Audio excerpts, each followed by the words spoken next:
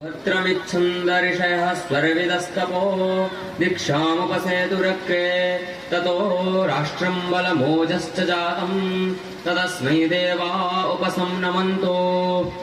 नमः सवाभ्यः सभापतिभ्यश्च क्रांतदर्शी तपस्वियों की पुण्य धरा पर जन्म लेने वाले आप सभी उपस्थित राष्ट्र प्रेमी सज्जनों, मंच पर विराजमान गणमान्य अतिथि वृंद, आचार्य वृंद तथा समागत सभी पुण्यात्माएं, मैं देवेश भारतवर्ष एक समृद्ध राष्ट्र इस विषय पर कुछ विचार आपके समक्ष प्रस्तुत करने के लिए उपस्थित हुआ हूँ। आशा करता हूँ कि आप सभी सुधीजन इस विषय पर मंथन कर मार्गदर्शन अवश्य करेंगे। एतद् देश प्रसूतस्य सकाशादग्र जन्मनः स्वं स्वं चरित्रं शिक्षेरन् पृथिव्यां सर्वनाम मानवः। माता भूमि पुत्र हम पृथिव्या के भावना को रखने वाले मेरे प्यारे भारतवासियों, युग युगांतर से संचित सुरम्य संस्कृति तथा वैभवपूर्ण अतीत का संवाहक मेरा यह भारतवर्ष अनादिकाल से विश्व संस्कृति के गणना क्रम में अग्रगण्य नहीं रहा है। अतः वेद माता उद्घोषणा करती है, सा प्रथमा संस्कृति है या विश्ववारा। यही भारतवर्ष संपूर्ण विश्व को आनो भद्रः कृतवो यन्तो विश्वतः तथा सर्वे भवन्तो सुखिनः आदि की भावनाओं मानव मात्र को निरंतर कल्याण करने हेतु प्रेरणा देता है। इससे यह सिद्ध होता है कि भारतवर्ष अनादिकाल से ही विश्व गुरु के सिंहासन का अक्षुण अधिकारी अनंत काल तक बना रहेगा।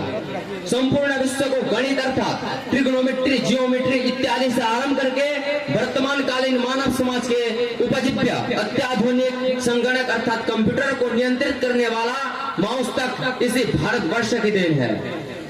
मेरे प्यारे देशवासियों, राष्ट्र शब्द से किसी मानव मात्र द्वारा अंकित परिवेष्टित भूखंड मात्र का ग्रहण नहीं होता, अपितु उस भूखंड पर निवास करने वाली मानव सभ्यता, वृक्ष तथा वनस्पतियों से परिपूर्ण अरण्य, नदी की मालाएं, पर्वत श्रृंखलाएं, पशु जगत और पक्षी जगत का भी ग्रहण होता है। इन्हीं भावनाओं को भारतीय मनुष्यों द्वारा ऋग्वैदिक काल से आज तक संरक्षित रखा गया है तथा भगवती श्रुति कहती है, निकामे निकामे नः पर्जन्यो वर्षतो फलवत्तो न औषधयः पच्यन्ताम्।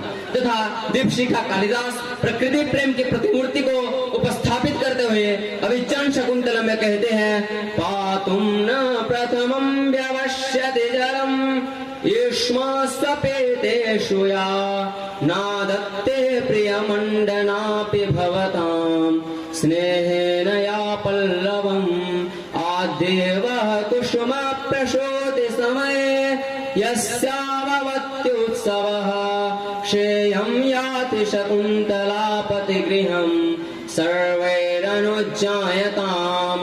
अर्थात कवि कालिदास अरण्य में निवास करने वाली शकुंतला के पति गृह के गमन समय भी वृक्ष तथा वनस्पतियों से सौहार्दपूर्ण प्रेम करा रहे हैं। यही भावनाएं भारतीय संस्कृति एवं सभ्यता को विश्व शांति के महायज्ञ में प्रथम आहुति के रूप में रखती है। भारत एक समृद्ध राष्ट्र है। शायद अटल बिहारी वाजपेयी जी ने कहा था, भारत एक भूमि का टुकड़ा नहीं है, एक जीता जागता राष्ट्र पुरुष है। अटल जी ने कहा था, ये अर्पण की भूमि है, ये तर्पण की भूमि है, ये बंधन की धरती है, ये अभिनंदन की धरती है। इसकी नदी नदी हमारे लिए गंगा है, इसका कंकड़ कंकड़ हमारे लिए शंकर है। हम जिएंगे तो इस भारत के लिए और मरेंगे भी तो इस भारत के लिए, और मरने के बाद भी गंगा जल में बहती हुई और अस्थियों को कोई कान लगाकर सुनेगा तो सिर्फ एक ही आवाज है कि भारत माता की जय, भारत माता की जय। इसे उत्कृष्ट एवं वैभवपूर्ण संस्कृति तथा इतिहास की रक्षा है तो मर्यादा पुरुषोत्तम श्री रामचंद्र का धर्म, योगी राज श्री कृष्णचंद्र का स्नेह, आचार्य कौटिल्य की राजनीति, छत्रपति शिवाजी महाराज की कूटनीति, महाराणा प्रताप का पराक्रम, नेताजी सुभाष चंद्र बोस की संगठन शक्ति, रानी महारानी लक्ष्मीबाई की देशभक्ति, अहिल्याबाई होलकर की दान शक्ति, चंद्रशेखर आजाद, राम प्रसाद बिस्मिल, सुखदेव, राजगुरु आदि की दृढ़ इच्छा शक्ति तथा लोहा पुरुष सरदार वल्लभ भाई पटेल की अखंड भारत हेतु आत्माहुति हम सभी भारतीयों को पुनः पुनः पदे पदे काले काले निज राष्ट्र एवं देश के लिए आत्मा बलिदान हेतु प्रेरित करती रहती है। भारत नहीं स्थान का बात गुण विशेष नर का है, एक देश का नहीं शीलिया भूमंडल भर का है। जहाँ कहीं एकता अखंडित, जहाँ प्रेम का स्वर है, देश देश में वहाँ खड़ा भारत जीवित भास्कर है, जीवित भास्कर है। इतियो।